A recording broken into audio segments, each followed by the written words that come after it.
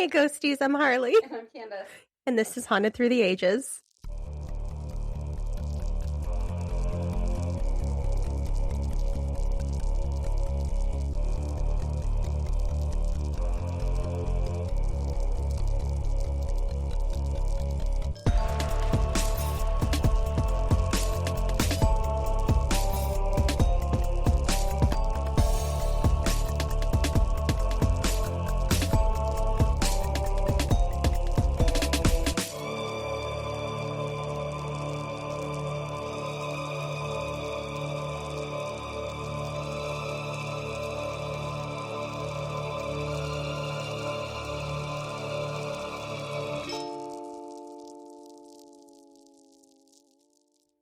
At least I remembered it today. I started doing my intro on our test, and I didn't know we were testing. I was starting the episode. I was here. Let's do this. I was ready to go. It's been a moment. It's been too long, and life has been busy. All right, so we're going somewhere new today. I picked a new state. We're going to Montana, to the Montana State Prison. Oh. I love a prison. Since we did Jackson, I love it. I love learning about it. It's so fun. So, but we're actually, let me specify, it's the old Montana State Prison. So like Jackson, there's a new one. Yes. So the old Montana State Prison is in, no, that's wrong. The new Montana State Prison is in Powell County, Montana, which is about 3.5 miles west of Deer Lodge. The current facility was constructed between 1974 and 1979, when the original facility located in downtown Deer Lodge became too run down to still be used. And that's the facility we'll talk about. The old prison served as the Montana Territorial Prison from 1871 until Montana achieved statehood in 1889, then continued as the primary prison for the state of Montana until 1979. I feel like I don't even know how to read anymore. I feel like it's been so long. Well, because I've had so many. My flow. Oh, yeah. It's been a couple weeks. Back to back. How many weeks? Has it been like a month and a half? Literally, because we had a couple weeks off. And then you did, what, 4? Oh, my gosh. That's insane. The only thing I've done is like our after hours, which I don't have to read for. Right. We're starting from day one. I don't really know what to do already. Like, what do I do with my hands? I don't. We're new at this. Sorry. How should I set? Should I just jump in any time when I have a question? Yes, please. Give me a break. Because also, I haven't been feeling too hot. My breathing's off, and I wonder if the pneumonia's back. So, breathing is not super easy right now. Feel free to jump in anytime. I had some nasally situational things happen all week. You saw me do my nose drops again before we started. I mouth breathe like all week. Every time I breathe through my nose, I leak. People who listen regularly must be like, these two are so disgusting. Like, what feral, nasty bitches. Also, breathing is so... I'm not a big fan of oxygen. We're good. Super overrated. Not a big fan of oxygen right now. I quit tingling. Remember at work we were talking about how easy it would be to just take you out? Like a hand over the mouth, you'd be done for. Yeah. Like, absolutely. You'd be done. Oh, it was sonar. Fucking asshole. The wall's moving. It's just the cat. It's fine. So, in response to rampant lawlessness and the vigilante-style form of justice, the U.S. Congress allotted $40,000 to Montana in 1867 for the express purpose of constructing a territorial prison. On November 19th, 1867, the territorial government chose Deer Lodge as the site of the facility. And on June 2nd, 1870, the cornerstone was laid. The original plans for the building called for a structure which held 3 tiers of 14 cells, but due to the difficulty of acquiring materials, the cost to ship those materials, and the expense of hiring labor, the new building would house only one of the 3 tiers. On July 2nd, 1871, U.S. Marshal William Wheeler took possession of the first 9 prisoners to be incarcerated in the facility. Do you want to guess how long it took for it to become overcrowded? Because we're already starting there. I mean, a month? Yes, a month. A month. You were right. One month. It took a single month before the prison was overcrowded. By August, 6 more prisoners had arrived. But it's Montana. Like, but nobody's there. Is it really that bad? Well, back in the outlaw days, anything out west, I'd say so. Isn't that where? Yes, they are. Okay. Yes, they are. Yellowstone. That's yes. Show. Do you want to talk about it? It's Yellowstone. Do you want to talk all about it? I'll talk about it for hours. Yeah, you surpassed me. I didn't tell you this. I got my own Peacock account just to watch it, so I didn't have to take yours all the time. Because bless her heart, she lets me use some of her accounts. But the only reason I was watching it was for the Olympics. Well, I never know, and I know Milan. Fuck off. Lent's not going well. Wow, as you can tell. I've had some slip-ups. Good for you. Good for you. Mine just has to do with food, so yeah. I already don't like that, so it's yeah. What was I gonna say though? Yellowstone. I can't. I told you this is why I can't start watching the show, because I already know I'm gonna be obsessed and make it my personality for a while, and now I want to. If I don't find a Rip Wheeler, I swear.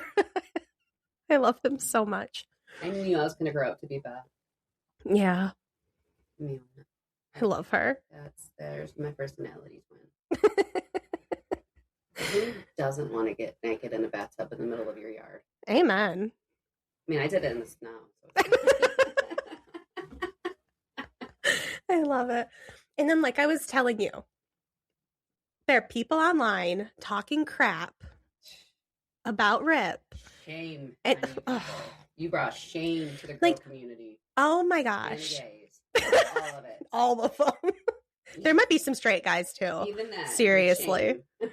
Because they're talking like, oh, he's so unrealistic. He's this tough guy who can walk into any place and like beat the crap out of anybody, and he'll always win. He'll never get in trouble. I'm like, have you never read A Morally Gray Man? Okay. That's the point. That is the character type, and that's what we want. Yeah, it's not realistic. We don't want it to be realistic. Terrible. These men make you learn a whole lot about a personality that you didn't even know you had hidden inside you. Don't you dare spit on this equipment. Don't say funny shit when I'm drinking. It wasn't intended to be funny, but well, it was. It also brought out the whole, my blazing voice in the middle of a silent area. And I said, well, clearly they've never met a man like Riot Archer. Okay. Oh my God. I saw that guy on, I apparently fuck the episode.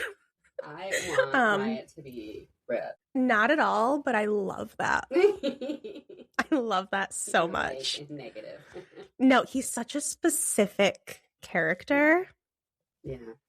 I couldn't cross it over, but something did happen that honestly reminded me of it, and I'm like, oh. There's so many points in the show where I have that moment of, oh, whoa, did that just happen? I get all excited. Anyway. So we're visiting Rip in Montana at the prison. Yes, we are. So, yes, we'll get through today. It's fine.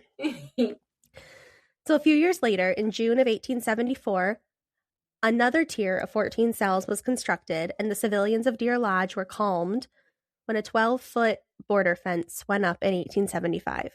Could you imagine living by the prison? No fence. Yeah. Just no way of stopping any ruthless criminals from getting to you. Which would explain the don't pick up a hitchhiker sign. It would. Sure would.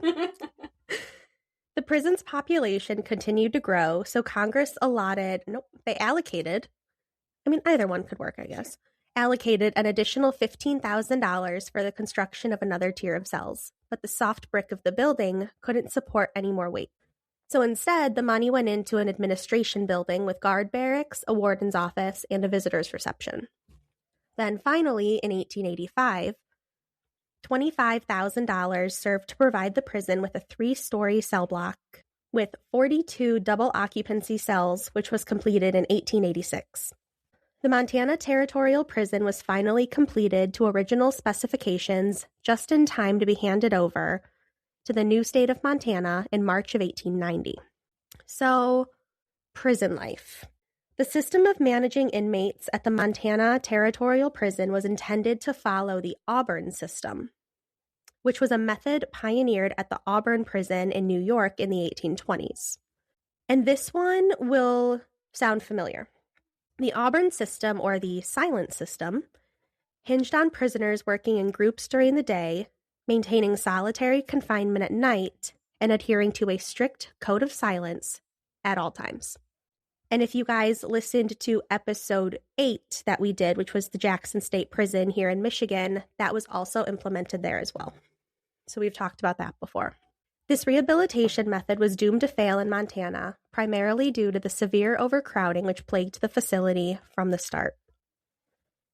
The overcrowding persisted throughout the territorial years, reaching its peak in 1885. In that year, 120 inmates were incarcerated at the institution, which claimed only 28 cells. So that was 4 inmates per cell. Inmates were forced to camp on the prison grounds, and it wasn't until the completion of the 1886 cell block with the 42 double occupancy cells and a round of generous paroles that the prison finally felt relief. Although the completion of the cell block meant a roof over a prisoner's head, the amenities of the facility were sparse.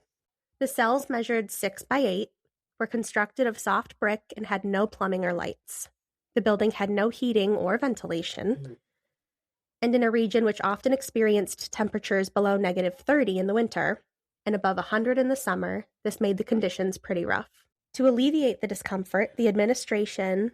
What happened? What did you do? Are we not recording? No. Oh, yeah, we're recording, but I didn't push any of the fancy buttons. Uh-oh. Would you like to do that now?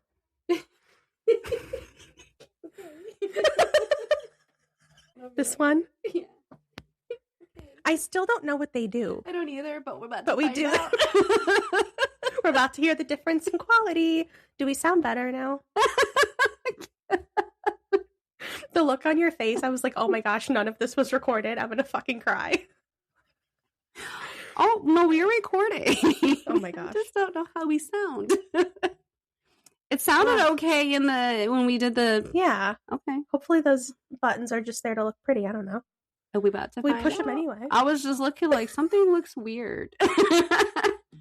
The panic that ran through me. Something doesn't look lit up over here. I wonder what that could be. For being so many episodes into a podcast, we still don't know how to use the audio. We have no freaking idea what this means. We just push the buttons that make it sound pretty. Took a lot of practice. I panic when the kids are over. I'm like, please don't touch this. Please don't touch this. We don't know how to fix it. We don't know what any of that means. And my little pickle's like, this is Mimi's work. That's right. Don't touch it. That's so funny. And then bless Logan. He wrote out 1, 2, 3, 4 full pages of paper about what everything means because he understands the audio world as a musician. And it's just being used as a paperweight at this point. We have it. It's here. It's under the audio equipment. We just don't know what it means. That we don't know how to use yet. Oh, goodness. All right. Well, here we are. So, to alleviate the discomfort, the administration used wood stoves to heat the building and oil lamps to light it. But the smoke, combined with the stench of bucketed human waste and unwashed bodies, made the environment rank, obviously. The prison hired a physician to keep the inmates somewhat healthy, but provided no pharmaceuticals. Any drugs required to administer to the inmates had to be purchased using his own salary. Between May and November 1873, the overworked doctor reported 67 illnesses in a population of 21 inmates. That is insane. And that equals about 3 maladies per prisoner during a span of 6 months. It's disgusting. That sounds like us, honestly. I feel like that's us. Were we in Montana prison? Maybe. I think we might have been in a past life. It's fine. We had fun. I bet we did.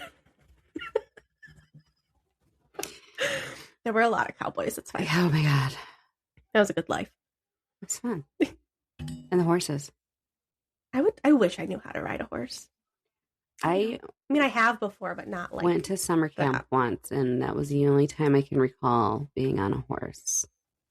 Well, I've decided I want to be a cowgirl now, but that'll fade. Once the show's over, it'll fade. It's fine. You're not cut out for this one. No. First of all, it's not for me. You'd have to get a step ladder. You know what? Because little pocket-sized legs of yours. I would need like one of those ladders that you walk up like stairs, like they have for like elephants at a circus, to climb on top of a horse. Your Majesty. So these sicknesses can be mostly attributed to the crowded, unsanitary conditions of the prison itself and the poor quality of food provided to the inmates.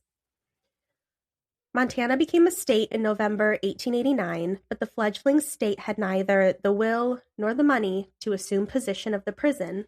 Nope, it's possession of the prison, in case that was weird. Until March of 1890. The facility was a money sink, costing over $2 per day per inmate to run. It was an eyesore, and administratively speaking, it was a nightmare. Montana decided to do what other states at the time were doing. They contracted the running of the prison to a pair of men who offered to care for the inmates at a rate of 70 cents per day per inmate for the first 100, and $1 per day for each inmate over. These men were the warden of the facility since 1885, Thomas McTagg, and his partner, guard Frank Conley. Born on February 28, 1864, in Maryland, Frank Conley set off for the American West at the age of 16 and landed in Montana. He's like, they'll never find me. He's the best hider ever. Oh, that's cute. He likes his comfort blanket. Oh, He cozy. that's funny. So, working to create what would later become Yellowstone National Park. Yellowstone. By 1884, he was a member of the Central Montana Vigilance Committee and later became deputy sheriff of Custer County, Montana. He's like, do they know I'm under here? His little face peeking out. The newest kitty's hiding under a blanket. He's very sneaky. He likes to tuck himself in. That's so cute. In 1886, he supervised a prisoner transport to Deer Lodge, and upon learning of a vacancy in the ranks of the guards, immediately took the post. Eventually, he ascended to the position of warden of the Montana State Prison, while McTagg remained more or less aloof from the administration of the prison, focusing his attention on the financial backing of the institution. Conley oversaw everything else and launched a series of projects which made the Montana State Prison function. Possibly the most important, or at least longest-lasting contribution Warden Conley made to the prison are the plethora of buildings he left in his wake. He believed that idleness bred insurrection, so he set about using prison labor to build the prison. At first, Conley focused on bettering the prison facility. Immediately after taking the position of warden, he put the inmates to work to build a log cell house to alleviate the rampant overcrowding. The building housed 150 inmates in one large room in 2 tiers of wooden bunks, and it was used on and off over the course of the next decade. Conley waited a few years before starting one of his biggest projects, the new prison walls. He put his prisoners to work to construct the 20 to 22 foot high walls, which extended underground for 4 feet and were 3.5 feet thick underground and tapered to 2 feet thick at the top. Those be some big walls. Mm-hmm. The walls had 6 towers, a sally port to admit vehicles, and a smaller port to admit people. The imposing structure with its crenellated towers dominates the southern end of Main Street Deer Lodge and resembles a medieval castle. Sounds lovely. I'd like to live in a castle. I deserve to live in a castle. You absolutely do. Thank you. You're welcome. In 1896, Conley deemed the old territorial penitentiary insufficient. Even after remodeling it to house 164 inmates, he constructed the first of 2 cell blocks. But again, none of these cells had plumbing, and inmates again used the bucket system, one for fresh water, the other for human waste. Each door locked individually, which when combined with the wood stoves, which heated the building, plus the wooden roof, created a safety hazard in the case of a fire. Electricity didn't enter the building until the start of the 20th century, but this building was still a marked improvement from the antiquated territorial building. In 1902, in response to concerns over women's rights, Conley built a separate building outside the walls for his female prisoners, which... Thank you. If you're in there with Rip, I'm good. I identify as a dude. I'll be whatever you want me to be. I mean, say the word. I will be whatever I need to be. Don't send me away. Oh, please. That'll be good. Oh, don't even get me started. Anyway. It was a small, stuffy building with no plumbing and a tiny exercise yard, but it gave the women inmates a degree of separation and safety they had previously been denied. This building would eventually be converted into a maximum security facility in 1959 in response to the riot which happened in that year. And Montana's women prisoners would eventually be moved to their own prison. Over the next couple of decades, there was more construction, and eventually another building was built, and this one could house 400 prisoners in 200 cells. And it came with a sink and self-flushing toilet in each cell, a ventilation system, and a door locking system which could open any combination of doors simultaneously. In 1919, Warden Conley's personal friend, William A. Clark, one of Butte, Montana's Copper Kings, donated $10,000 for the construction of a first in U.S. prison history, a prison theater. Dubbed the W.A. Clark Theater, the pride of the Montana State Prison was completed in March of 1920. It boasted seating for 1,000 people in leather-covered seats. What a luxury, my gosh. And catered to prisoners and members of the community alike. It hosted concerts, plays, prize fights, movies, and more. For Conley, it became an instant disciplinary tool. Unruly inmates were denied access to the theater. The theater was a mainstay of prison life until its destruction by an unknown arsonist in 1975. Dang. Bummer. Though the buildings inside the prison grounds were extensive and labor and time-consuming, Warden Conley did not stop there. During his tenure as warden, he used prison labor to run 11 separate ranches, which produced beef, pork, poultry, and dairy products for prison use. A prison farm which produced vegetables for the inmates and feed for the animals on the ranches, and a slaughterhouse. He also built and operated a brickyard which could produce up to 60,000 bricks per day. That is production. That's crazy. Yeah, keeping them working, I mean. His prisoners were also loggers, and they processed their lumber at a lumber yard and sawmill that they built. Conley also assisted the state by using inmate labor to build 11 buildings of the Montana State Hospital in Warm Springs, 4 buildings for the Montana State Tuberculosis Sanitarium, which is also probably haunted, so I'd like to look into that. I could imagine. And over 500 miles of roads in the state. Can I just tell you, growing up, I only thought prisons made license plates because of watching the movie Cry Baby. Yeah. Well, they only produce license plates. So people go to jail or prison and they just make license plates. This is what happens. This is what you do. It's funny that you mentioned that. We'll get there. Okay. They did not miss out. About road building, Conley stated, quote, "The work done by the men in the way of road construction is itself of inestimable value to the state and counties. And greater still are the benefits derived by the prisoners.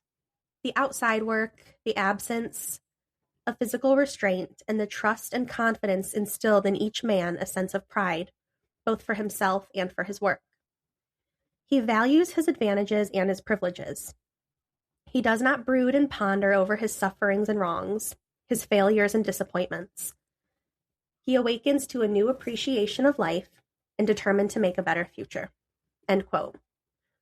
This guy doesn't sound half bad. Doesn't sound like a bad dude. I know there's going to be a twist. There's always a twist. There's always a twist. But when I was doing the research, I'm like, wow, that's like a really good way. Like, let's give them purpose. Right. Sometimes people need something to do. They need purpose in their life, and it'll idle hands. So, since Conley's theory of reform was based so heavily on manual labor, he had spent little time and money on things like education and vocational training. In the 1920s, the prison library was only means of inmate education. The only classes being taught boiled down to English-speaking instruction for immigrant inmates.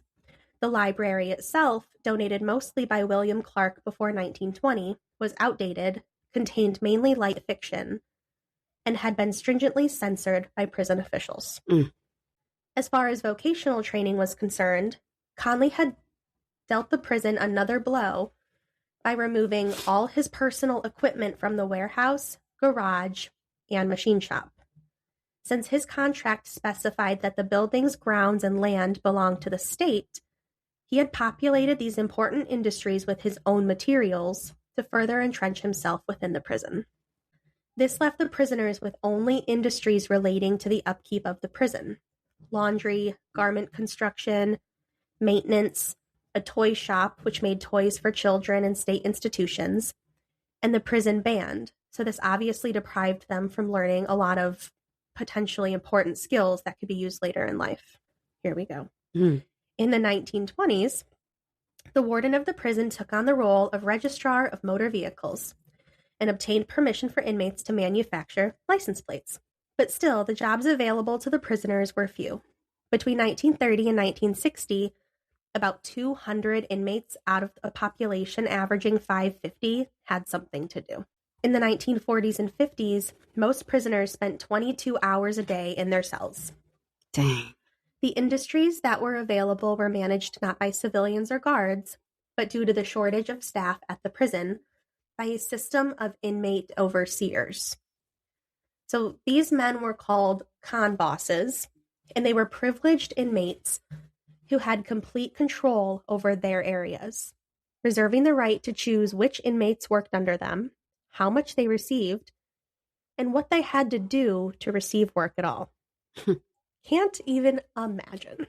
Since work meant not only something to do other than sit in a cell, but also time earned off of a sentence, this system led to rampant corruption, favoritism, and ill feelings among the prisoners. Since the con bosses often sold positions or used them as leverage for any number of illicit favors. In a prison, my oh my. I mean, what type of illicit flavors are we? Flavors? Wouldn't you like to know? It can go either way. Tastes like cowboy to me.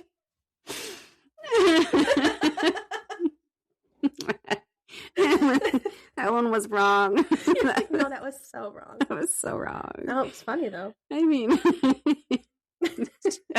what am I thinking about? Well, I'm sure we'd all love to know. Would you care to share? No. Okay. I didn't think so. I too am curious. Where that even favors. I don't even know the question anymore. Keep going. All right. Continuing. The onset of the Great Depression flooded the prison with new inmates, and Montana State further curtailed. So funny. I can never move on that quickly. When I wanted to know the illicit favors that were. I think we can all guess, is what I'm saying. The women were kicked out. We're not left with many options. So here. wrong. See, it's their fault then. I agree. Let nature take its course. Amen. The onset of the Great Depression. Shut up. I'm trying to keep it together. Okay. The onset of the Great Depression flooded the prison with new inmates, and Montana State further curtailed. I didn't do that one. Man, I'm not even making eye contact over fuck here. this bullet point. I can't get through it. Curtailed the use of inmate labor to provide jobs for civilians. In another blow to the prisoners, in 1934, the state prohibited the sale of convict-made goods to civilians. Prisoners now had almost no legitimate, worthwhile industries to keep themselves busy. And to exacerbate the situation further, most of the prison yard within the walls had been converted into a vegetable garden, eliminating exercise as a pastime. Like any other prison, Montana State certainly had its fair share of escapees. In 1902, the inmate stable boss of a barn outside the walls, named Thomas O'Brien, drugged Warden Conley's dogs, which he used for hunting and tracking down escaped convicts. Then he stole Conley's prized racehorse, and he escaped. Not the dogs. Not the dogs. O'Brien ended up leaving the horse, bridle, and saddle in a nearby pasture and disappeared for 18 days, after which he turned himself in. All that damn trouble just to go back? Like, was it for fun? Or he's like, well, at least I got food. I mean, there's a lot to that. I've heard, like, people that have spent multiple years in a prison that finally get released end up committing another crime because they don't know how to acclimate to society. Mm-hmm. Yeah. I have heard that before. Like, this is the only life they know. Like, he just wanted a taste of freedom, and he's like, fuck that. He's like, wait, I don't have a roof over my head and right. food and routine. Right. And it's, even if and you're it constantly sucks, hiding. Yeah. It's like, even if prison sucks, if it's still the only routine that you know, it's like a comfort. Yeah. You know, it's better than freedom for you. So he was paroled 1 year later in 1903. He was paroled anyway. Yeah. And even after escaping? Yes. Oh. And he quickly published a controversial book, Infamy Immortal, describing his treatment at the hands of Conley. This book caused a minor stir, but nothing came of it, naturally. Of course. A more serious escape attempt happened in 1908, and it left Deputy Warden Robinson dead, and Warden Conley was severely wounded. It was Conley's habit to hold what he called a warden's court each morning where inmates could air their grievances. That probably went as well as the ones we have. Oh, yeah. I could imagine. No, nothing ever comes of it. Yeah. No. Complain to me. I'll do nothing. Right. Sounds good. Anyway. Accurate. Moving on. At 6'6" and weighing roughly 300 pounds, Warden Frank Conley was an imposing man, and he considered himself more than a match for the men he maintained. What his physical bulk could not handle, the .41 caliber pistol he habitually carried would. However, he was shown just how vulnerable he was. See, this is how you know it's real life. If it were fiction, wouldn't be like that. On the morning of March 8th, the 4 men who lined up to speak with the warden rushed him. And these men were W.A. Hayes, C.B. Young, Orem Stevens, and George Rock. Hayes managed to get past Deputy Warden Robinson and burst into Conley's office waving a knife and threatening the warden. Conley drew his pistol and fired twice, hitting Hayes in the ear. The remaining 3 inmates rushed in, and Conley fired again, hitting George Rock, who retreated from the office. Hayes got back to his feet, and Conley shot him again and threw him into the wall after Rock. Conley then went to help Robinson, who was on the ground under Rock. Rock had already slashed the deputy's throat and was stabbing him when Conley threw a chair at the assailant, who turned on Conley. The warden fended the armed man off with the butt of his now empty pistol, and the escape attempt was ended by the end of a billy club wielded by guard E.H. Carver, who had to break through the locked door to the hallway. Deputy Robinson had been killed, and it took 103 stitches to stabilize Warden Conley. One of the slashes from Rock's blade had come a mere eighth of an inch from severing the warden's jugular, and he carried the scar from that wound to his deathbed. So none of the rioters had died, and Conley made sure they were all fully healed before bringing them up on charges. Rock and Hayes were both given the death sentence for the assault. Wait. Huh. So they make sure they're completely healed and then give them a death sentence. Yeah, I think it's like an extra FU. Like, we're Heal up. We're going to get you so better. Yeah. Just wait till after. My gosh. Okay. Stevens won his acquittal and served his original sentence, and Young's was extended to a life sentence. Conley oversaw both of the executions, Rock in June of 1908 and Hayes in April of 1909. The men were hanged using the upright jerker method, which used it. Sorry. Dirty. Anyway. Which used a 300-pound weight to jerk the sentenced man from his feet. The method was supposed to snap the neck, but it failed in both instances, and Rock and Hayes ended up being the only two men to be executed within the prison walls. So in addition to the problems Conley had with prisoners, the community began to complain of his use of prisoners and the office of warden for personal gain. Yeah. When he arrived in Deer Lodge, he had been a lowly deputy, but within 20 years had risen to be one of the most powerful men in the region. Throughout the years, he had become personal friends with William A. Clark, and through him, the Anaconda Copper Mining Company, a subsidiary of John D. Rockefeller's Standard Oil. When you hear Rockefeller, you know this is some bad shit that you don't want to be involved in. There's darkness. Oh, yeah.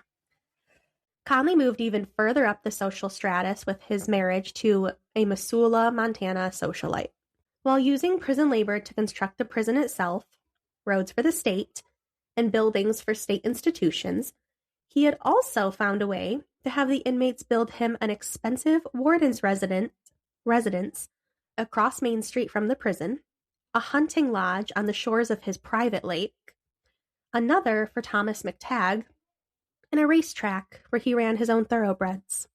So they were busy enough. They had things to do. They kept him occupied. Yeah. Occupado.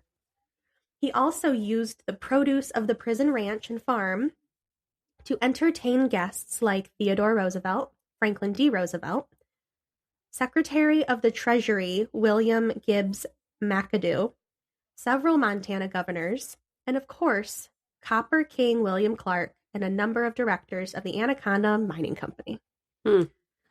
Yeah. There wasn't anything dirty happening. Absolutely not. No. No, definitely not. No shadiness at all. At these events, he commonly used prisoners as cooks, waiters, and servants. Warden of the Montana State Prison was not the only office Frank Conley held. He was voted mayor of Deer Lodge 3 different times. So the man responsible for Conley's downfall was Governor Joseph M. Dixon. Dixon took office under the promise to remove the powerful Anaconda Mining Company from state politics, and upon hearing that the warden of the state prison was heavily involved with the company, he launched a series of investigations and audits, which laid bare the extent of Warden Conley's corruption between 1908 and 1921. So here is just a little bit of what they found. So he was appropriating beef, assorted groceries and produce, cream and butter for his private use in the amount of some $8,330. Keep in mind, this was the early 1900s. I did not do the math because there's multiple here. And it was late last night. So the math didn't math. The math was not mathing. Using over 500,000 tons of state coal for his private residence, using and maintaining 13 private autos at state expense, running up a gas, oil, and maintenance bill of over $12,000 per year on the vehicles, using the prison's ranch to feed his private dairy herd, and employing free inmate labor to care for and feed his livestock. and selling to the state for use in the prison dairy products and beef produced by the herd at market rates. Damn. Yeah, so we thought he wasn't too bad, but, well, here we are. Dun, dun, dun. Yeah. Dixon wasted no time in bringing Conley to trial on charges of corruption. The judge, however, could find no written statute which fully defined the relationship the state of Montana shared with Frank Conley. And so they could find no laws Conley had broken. In the words of the judge, quote, every act of Conley was in the interest of the state of Montana. Of course. Bullshit. Of course. I wonder how close they were, because the judges are always involved. They're deep pockets. Yep. Although stripped of the influential office of warden, Conley continued as mayor of Deer Lodge until 1929 and lived in the city until his death in Butte on March 5th, 1939. Immediately after the retirement of Warden Conley, the first in a long string of appointees, Warden M.W. Potter strove to keep the prison functioning on a cost-effective basis.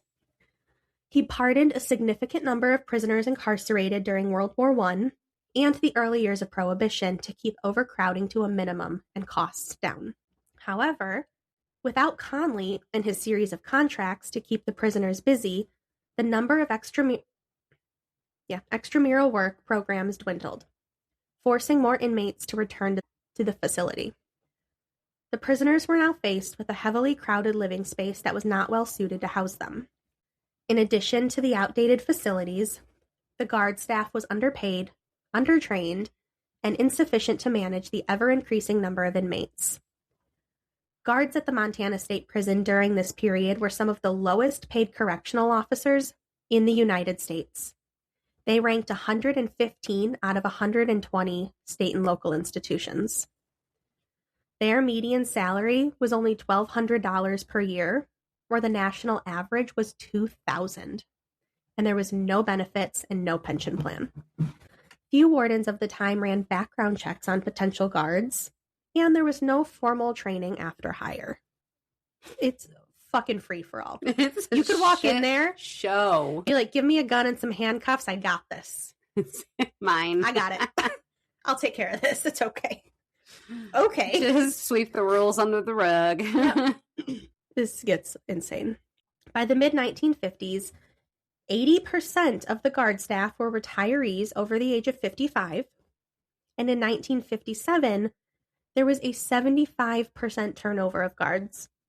In order for the staff to keep order in the prison, a reinstitution of the Auburn system, or the silent system, came into play, keeping inmates quiet, obedient, and segregated. I also can't imagine being a prison guard at that time and having so little help and being so outnumbered. Right. Like, part of me gets it. Where it's like, can you all just sit and be quiet? Because I got to watch all of you. So I go home to my wife and kids tonight. Like, this is too much. Don't want to have to kill anybody. Yeah. So I kind of get it. Well, it's, the fear that they must feel just by so many voices overwhelming them. And being so outnumbered by, of course, some of them were in there for like nothing. Right. But also like ruthless murderers that will, slit your throat in a heartbeat, obviously. And you don't know which one is which. No. That's scary. Like, if you were the one that just, stole a horse, but... Yeah, this guy murdered a woman over here. Like, you don't know. So, unfortunately, due to Conley's aggressive control of the facility, most of the administration of the prison rested in the hands of the warden, including the hiring and firing of guards, requests for new building permits from the state, and most of the parole functions of the institution. In fact, a parole board wasn't even instituted until 1955. After a slew of unsuccessful wardens, the mismanagement, insufficient guard staff, and intolerable living conditions, it led to 3 riots in the late 1950s. The first riot, also called the Pea Riot, took place on July 30th, 1957, when the members of the prison band refused to pick peas in the garden, which was the prison yard. Crazy, right?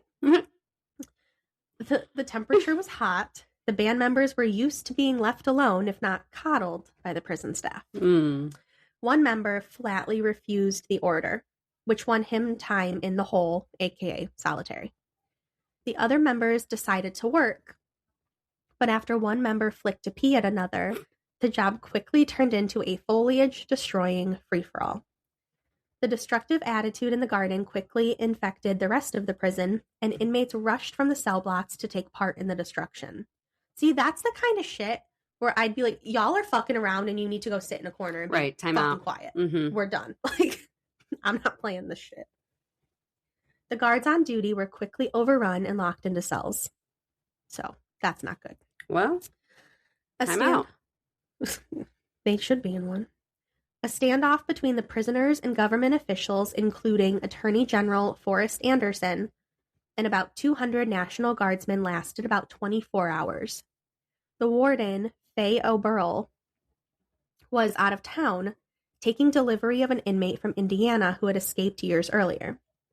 The prisoners clamored for better conditions, better food, better mail service, and the firing of Benjamin W. Wright, the man in charge of Montana's relatively new parole system. Attorney General Anderson offered an 8-point program which sated the prisoners, and they retreated to their cells without bloodshed.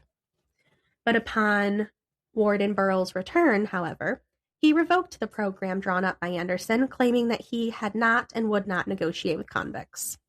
The second riot, in response to Warden Burrell being ignored, or having ignored Anderson's 8-point program, happened in January of 1958. During a tour of the prison by the Montana Council of Corrections, the inmates instigated a 24-hour sit-down strike in which they refused to work, ignored orders from guards, and loitered about the cell house corridors. Warden Burrell ordered the lights and heat be turned off, which in January meant many hours of frigid darkness.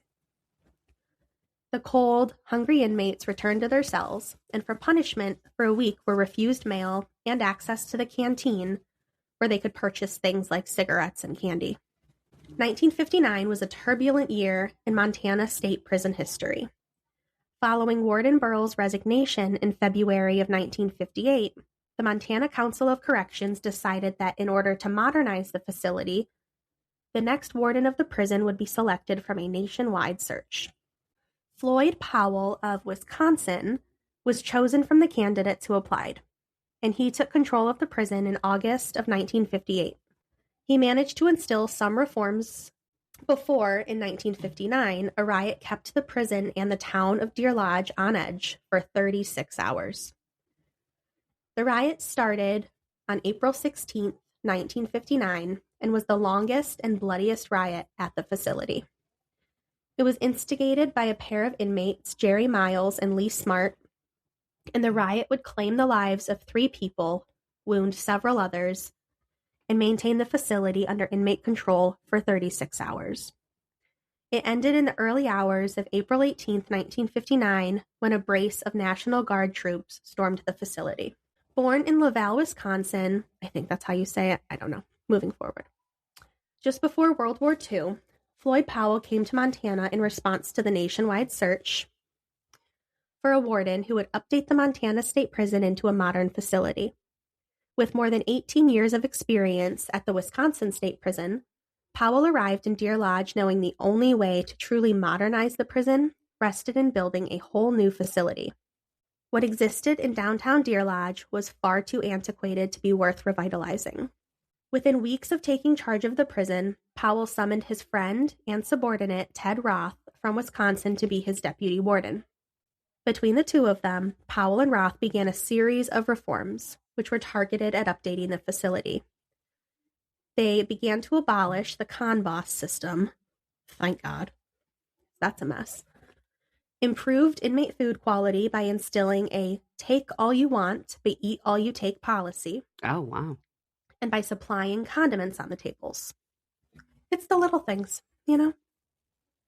Of course, somebody's going to ruin it for everybody. Of course. They also sought to crack down on the rampant drug use and black market inside the walls, and began performing exhaustive background checks on the prisoners, a practice that was not standard operating procedure until Powell's tenure. A training regimen for the guards was also instilled, which bettered communication between shifts and cut back on guard contributions to the black market. Something they were unable to, this part is insane to me. So, something they were unable to initiate until too late was the removal of firearms from the cell blocks. Powell and Roth wanted to completely sweep both cell blocks of the rifles the guards carried on the catwalks. If your ass thinks I'm guarding fucking prisoners unarmed, you're out of your fucking mind. They wanted them unarmed. As prison guards. Then what's the point? What am I going to do? Trip them? What? And you're still out fucking numbered. It's the ants versus grasshoppers. Like, really? I read that. I'm like, that is the dumbest thing I've ever heard in my life. I would walk out immediately, be like, I'll go work at the fucking gas station. I'm done. Like, I'm a grocer now. Yeah. Exactly. What the fuck? You couldn't pay me enough. No. Thankfully, they were unable to initiate it. Thank God. What would even be so logical in their heads to think that would be a good idea? Like, I get that so the prisoners don't overrun them and take the weapons. Like, I get that, but how are you going to keep them away initially? And could you imagine being the prisoners who want out? Now you're like, look, they can't even fucking do anything. What are they going to do? Fight me? Okay. Fight me. I got a good chance now. Plus, having so many other men on your side, like, they'd be done for. It was just so stupid. Are you going to blow a whistle? Like, but here. This one's escaping. So stupid. They saw the Winchester rifle's presence as an instigator for inmate uprising. But the guards refused to surrender the guns. Rightfully so. An instigator for inmate uprising. You're in fucking prison. You don't want a man with a gun guarding your ass? Don't be a fucking criminal. Yeah, don't get yourself in prison. Hello. The logic is too simple, people. Make it make sense. Good Lord. Anyway, that one just, I read that researching. I'm like, she got hostile. I cannot wait to talk about this. This is so insane. This is crazy. Just heated. I would want to throw that warden and deputy warden in there. You do it unguarded. Yeah, unarmed, brother. I mean. Have at it. You do it. See how good you are. So, though the pair from Wisconsin were doing their best to better the conditions in the prison, they felt heavy resistance from both inmates and guards who had flourished under the previously lax security, as well as from the population of Montana who viewed any improvement in the quality of life of an inmate nothing more than coddling convicts. In his own words, in a report to the Board of Prison Commissioners, Powell stated, quote, "To bring about the tremendous change needed to make the Montana correctional system a workable, valuable, efficient, adequate activity is an almost insurmountable job, particularly trying to do it in a grossly inadequate physical plant and with a lack of trained personnel." Although Powell and Roth meant well with their reforms, their alteration of the power structures within the facility led to a bloody riot, which started on April 16th, 1959. And that's it for today. We will start with the details of the leaders of the riot next time. That's fucking awesome. Oh, I love a prison. I do. They're fun to learn about. I don't know why. I just like them. You know, might be something wrong with me. They're a little twisty. That might be the problem. But anyway, if you guys liked it, if you want more from us, head over to Patreon for more content. You can follow us on Instagram, YouTube. I haven't done this in a month and a half. We're on YouTube. You can email us at hauntedthroughtheages@gmail.com. And am I missing anything? I don't think so. Find us. We're down below. Look in the notes. We're everywhere. We'll see you next week. Bye. Bye.